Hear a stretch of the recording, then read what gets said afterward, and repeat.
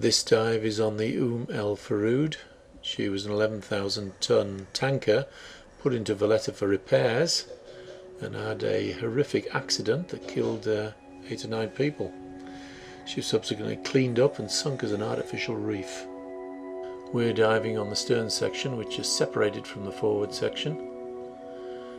Pablo, our guide, decided to nip down to the propellers. This is my dive buddy, Hinotony, entering the ship via a hole cut in the side, and he's looking for the engine room, which I think is through this doorway.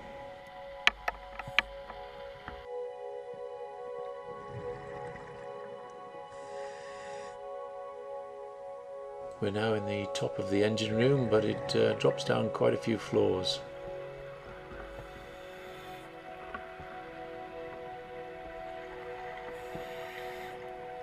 And this is our first sight of the big old diesel engine that used to power this ship.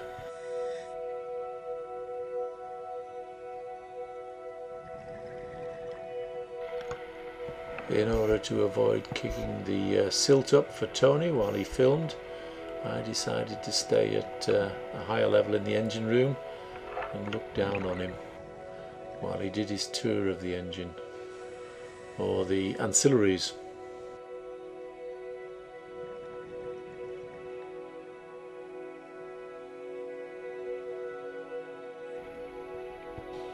Tony's posted a more detailed view of his tour of the engine on his YouTube channel, which is called Hinotony.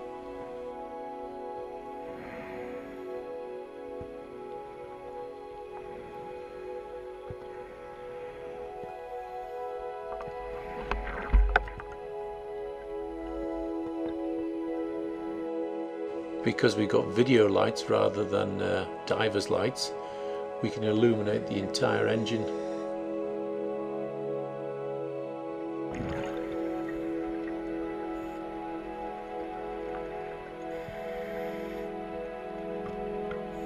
This is Tony ascending from the engine room, and that's me.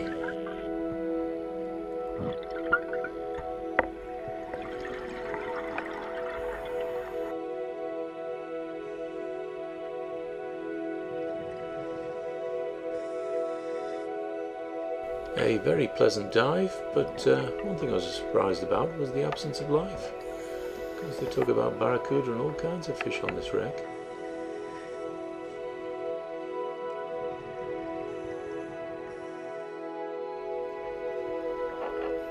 We had planned to do our second dive on the bows of the ship, but we enjoyed our first dive so much that we asked Pablo whether we could go back to the stern, and he took me on this little swim through. It was a bit too tight for Tony, his rebreather and his side slung, so he had to drop down a companionway staircase to join us.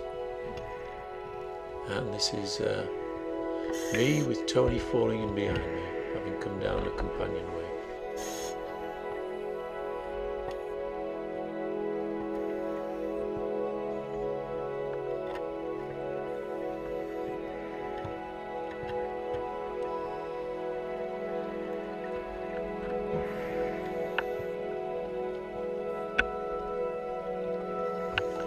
We're dropping back down into the engine room, but this time we're not actually going to tour the engine room. We're going to go into a room in front of the engine room via those doors. It has the look of an electrical switchgear room.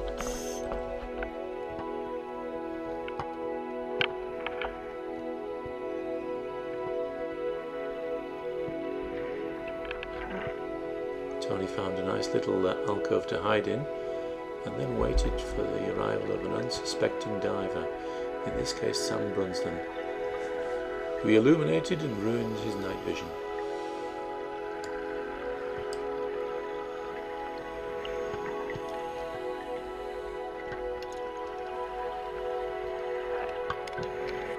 I think this is Louise exiting the switchgear room.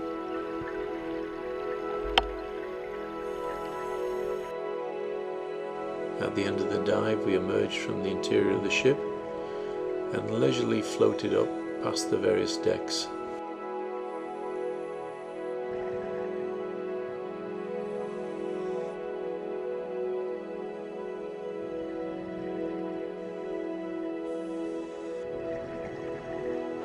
think this must be another view of Louise. She appears to have found a water closet, which is what we British divers look for.